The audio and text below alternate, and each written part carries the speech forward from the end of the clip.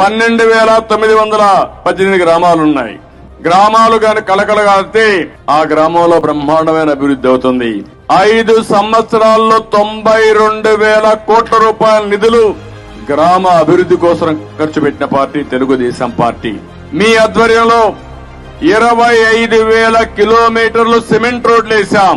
ఇంకో పక్క 100 అవార్డులు వచ్చాయి జాతీయ స్థాయిలో. 21 లక్షల ఎల్ఈడి బల్బులు వేశాం. దీనివల్ల 1,138 కోట్ల రూపాయలు కరెంటు ఆదాయ పరిస్థితి వచ్చింది.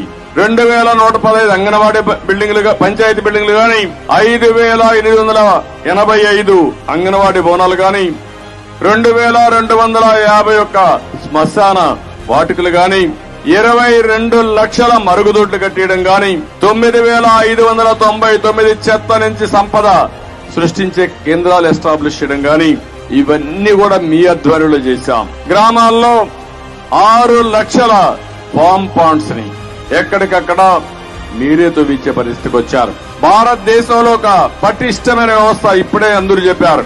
ప్రైమ్ మినిస్టర్ తర్వాత, ముఖ్యమంత్రి తర్వాత ఏదైనా నిర్ణయం తీసుకుని చెక్ ఇచ్చే ఏకైక అధికారం ఒక్క సర్పంచ్ కుంది తప్ప మిగిలిన వాళ్లకు లేదు. ఎమ్మెల్యేలకు లేదు, ఎంపీలకు లేదు.